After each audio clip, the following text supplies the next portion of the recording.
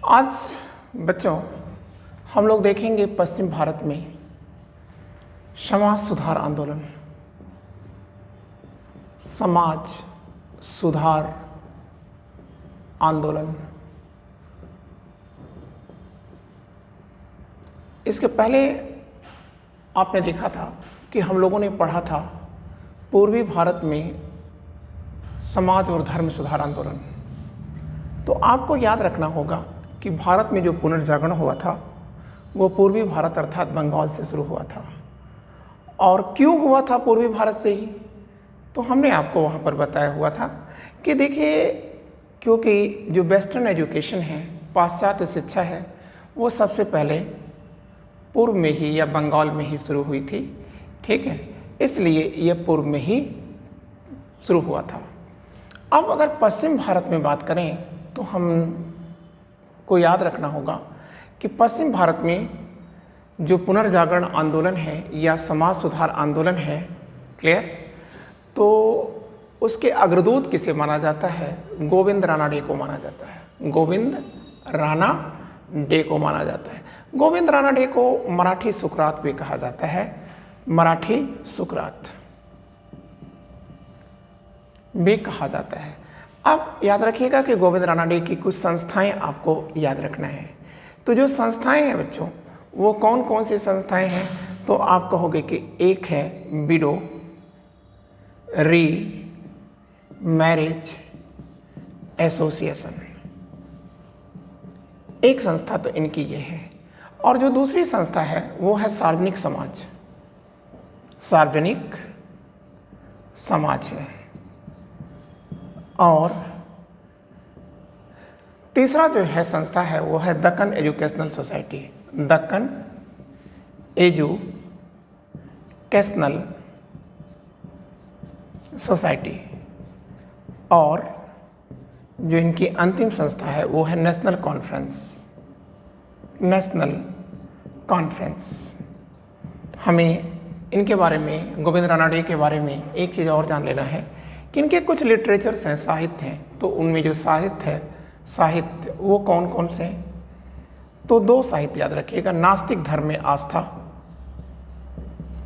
नास्तिक धर्म में आस्था, और दूसरा है गस्ती पत्र, गस्ती पत्र।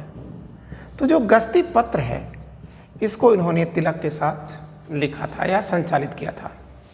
हमें यहाँ कुछ चीज़ें और भी याद रखना है कि मराठी सुकरात के नाम से प्रसिद्ध गोविंद राणा डे, यह गोपाल कृष्ण गोखले के पॉलिटिकल मेंटर हैं, या आप कह सकते हैं कि राजनीतिक शिक्षक हैं गोखले।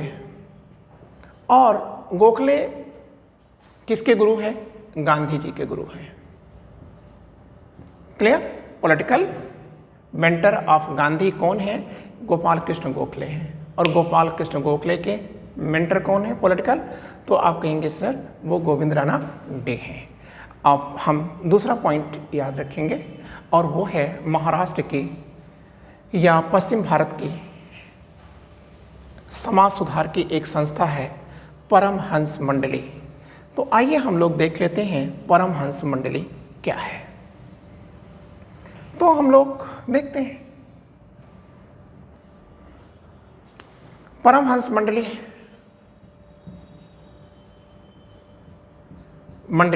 ये जो परमहंस मंडली है, तो पहली चीज़ तो आप याद रखिएगा कि इसका स्थापना वर्ष क्या है? 1840 है। स्थान क्या है? स्थान वर्तमान मुंबई, या आप बम्बई लिखना चाहें तो लिख सकते हैं। और इनके फाउंडर हैं दादोबा पांडुरंग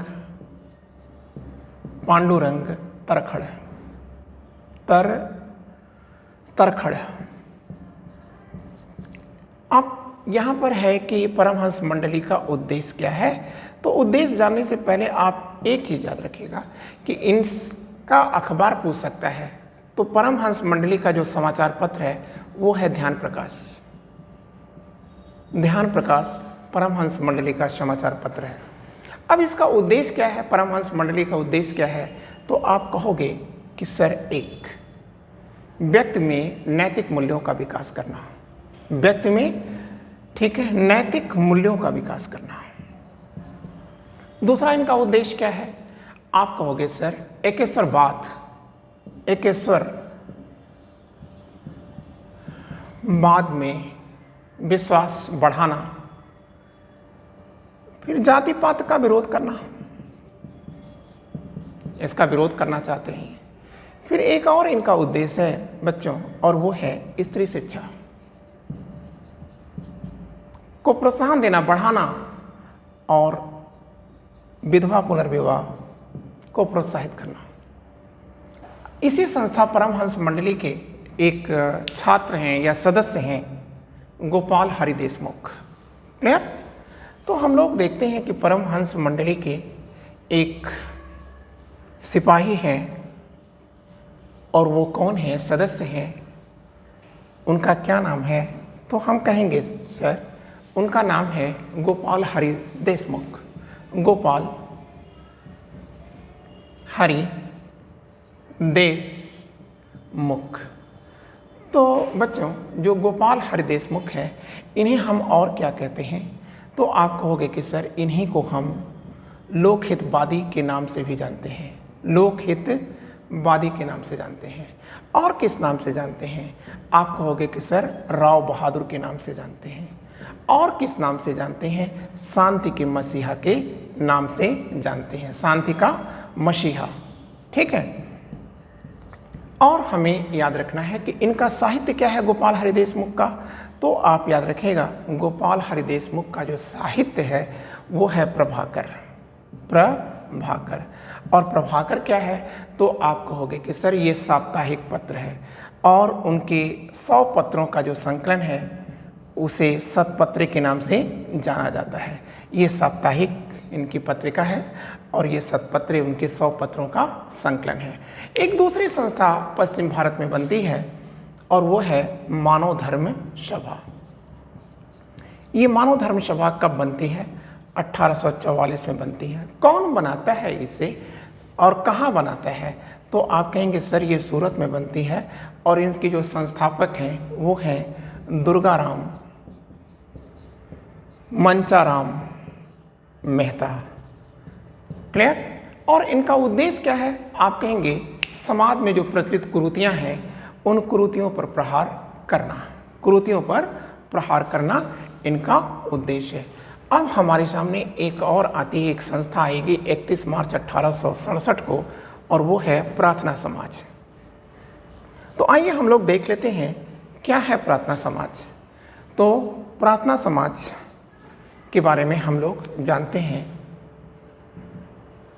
प्रार्थना समाज, तो प्रार्थना समाज की स्थापना होती है 1867 में 31 मार्च को होती है, और इनके संस्थापक हैं आत्माराम पांडुरंग।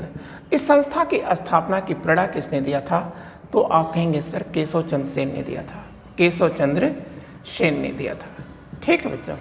और आप रानाडे गोविंद रानाडे सर, ठीक है, इसी प्रार्थना समाज के सदस्य थे। और इसका उद्देश्य क्या है? तो आप कहोगे कि सर जाति पात का विरोध करना, एक इसका आप विरोध करिए जाति पात का, और दूसरा अंतर जाति विवाह मतलब इंटरकास्ट मैरिज, ठीक है, का समर्थन करिए। विधवा विवाह मतलब अंतरजाति विवाह, और विधवा विवाह को प्रोत्साहन देना, और अछूतों का उद्धार करना। इसी समय एक और संस्था बनती है, इसी की प्रार्थना समाज के एक उप संस्था है दलित जाति मंडल। और ये जो दलित जाति मंडल है इसका मुख्य उद्देश्य क्या है? तो आप कहोगे कि इससे दलितों का और अछूतों का उत्थान। ठीक है। और ये कैसे उत्थान करती है? तो आप कहेंगे दलितों और अछूतों का उत्थान करती है। इसके लिए ये जागृति लाती है, और जागृति लाने के लिए ये रात्रिकालीन पाठशालाएं चलाती है। फिर अब हम लोग अगला जो टॉपिक देखेंगे वो देखेंगे Arya Samaj. Thank you, wishing you all the luck.